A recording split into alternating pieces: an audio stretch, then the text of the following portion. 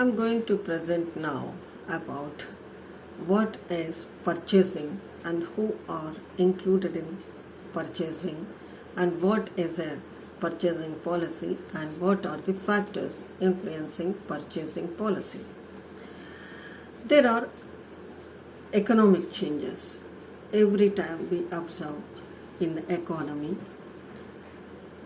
certain growth of science and technology and also growth of inflation since 1940 influenced purchasing activities of all kinds of customers. There are four main types of buyers who enter into market and make purchases continuously: consumers, commerce, industry, government.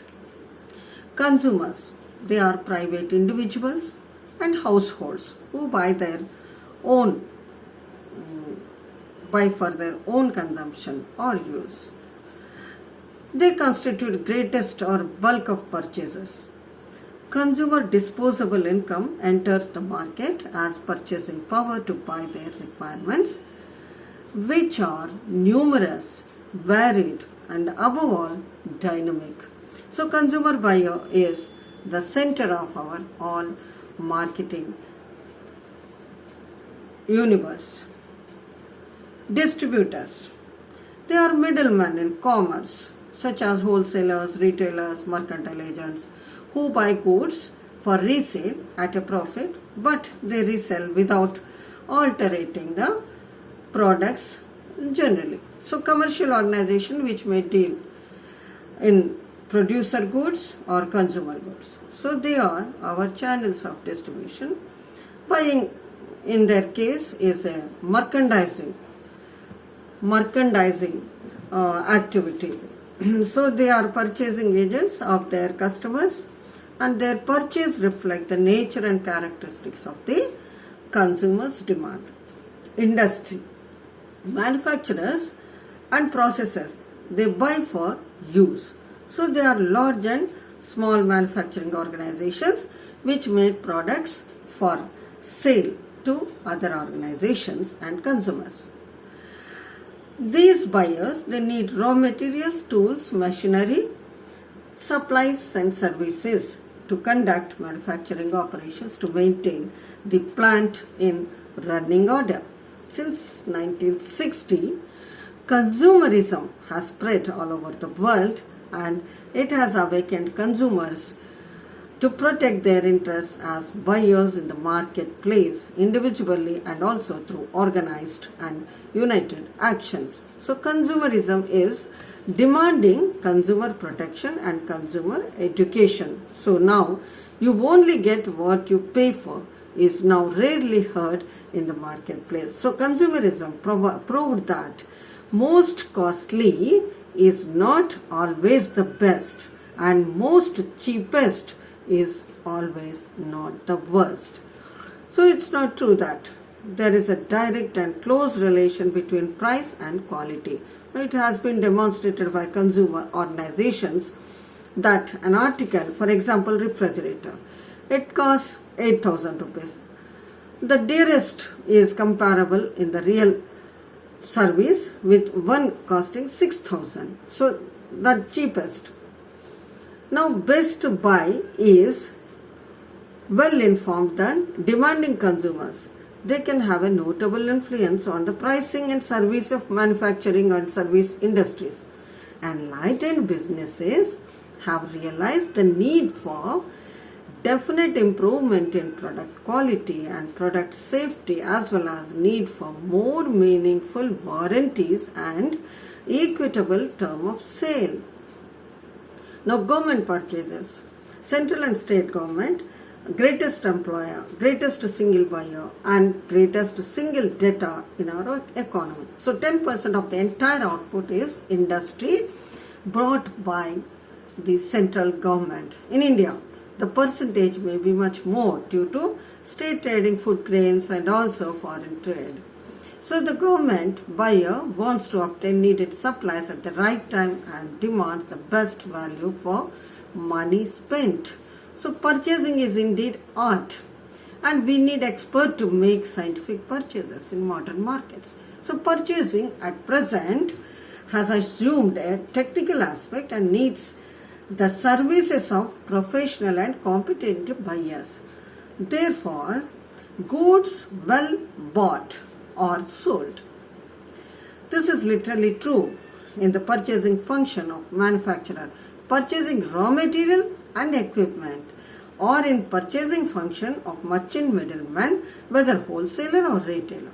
So even modern consumer market, particularly for sophisticated goods, specialty goods, purchasing function is very important. So it's more than mere buying. It is considered a managerial activity. It includes planning, organizing, and control wide range of interrelated activities. Purchasing is closely related to production as well as marketing department of manufacturer. So all these three functional areas of business must work in cooperation to fulfill the targets of market set by the top management. Similarly, purchasing and sales department of a merchant middleman must work in close cooperation and assure teamwork for expected business performance. What is a purchasing policy? Which is a code or a general rule that states the established procedure to follow in a recurring situation. Policy means rule of action. It gives a standard answer to a recurring question. Purchasing policy, it is sufficient for all the anticipated needs, but neither overstocking nor carrying stock at lower levels. A sound purchase policy adopts a golden mean and avoids either excessive speculation or over-conservative buying. 50% of the gains possible through the most efficient management of marketing could be realized by having all the stocks ready when you want them, where you want them, in condition you want them. So purchasing, it is assumed to be expenditure activity, while sale is assumed to be bread and butter activity. So this is not true. Economically, efficient and timely purchase can appreciably reduce the cost of procurement and consequently the cost of production and cost of procurement. So you can spend wisely and pay less for what you buy. If you sell and say 1,000 crores worth products, you are selling products that may be contain purchase material that costs 600 crores. So the difference between good and bad job of buying could well be 5%, but even at 5% it would come to 30 crores in our example. So agreed, it is easier to buy well than it is to sell well. But it's still very important question of large purchases. What are the principle of purchasing? Principle of purchasing has 6 R's. 6 R's are right quality, right quantity, right time of delivery, right price, right place of delivery, right source of supply. So we cannot overemphasize the word right as a common feature of various attributes of wise purchasing. Right does not necessarily mean high quality or lowest price. So what are the factors now? Quality. Quality of finished goods depends on the quality of raw material. Quantity. Large quantity purchases give economy and reduce unit cost of purchasing. It is very delicate and complex factor in purchasing is price. Price is an important element in the cost of production of a manufacturer. So it's equally important in the cost of procurement of a dealer at his markup is based on cost price. The success of any business centered around pricing. So a buyer is always interested in buying at lower price. However, price must be considered in relation to quality and other attributes. price is not the sole index of quality. So good purchasing policy will always prefer fair and reasonable price for service offered by the seller. Now, what is the term of delivery? Right time delivery plays an important role in purchasing. Delay or default will be very costly. So business time is money. Business time is money. So factor of delivery is related to price. On the other hand, with the selection and reputation of the supplier. So supplier, he may quote at a lower price for the initial order, but subsequently buying policy is eminently preferable, and it will be a boon in a rising market, in a seller's market, when we are short supply. Now, chronic shortage or anticipated if prices are continuously rising due to any reason. So cost pushed, demand pulled, or both.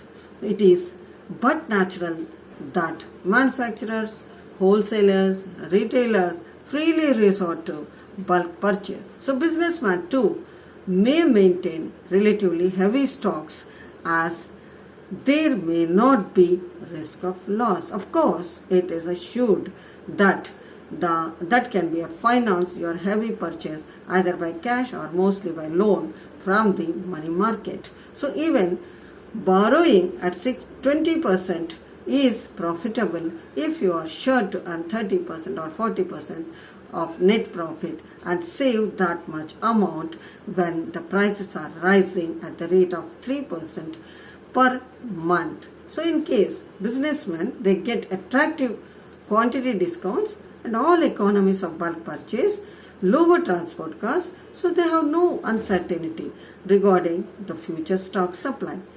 Now, speculative buying policy demand considerable locking up of capital and space at a time. So there is a risk of loss due to obsolescence or deterioration, fire, theft. So our selling plans become rigid and inelastic. So it created danger of overtrading or overstocking.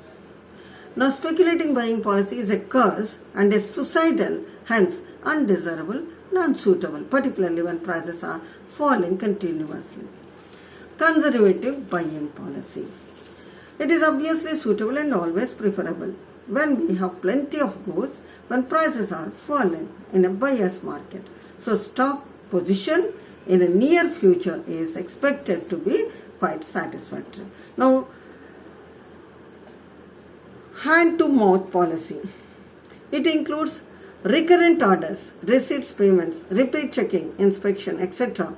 at the buyer's office. So this will increase your office expenses and cost of purchasing. So on operations will lead to higher purchase costs per unit. So this will reduce the profit margin of dealers. Hand-to-mouth buying creates a constant danger of getting out of stock.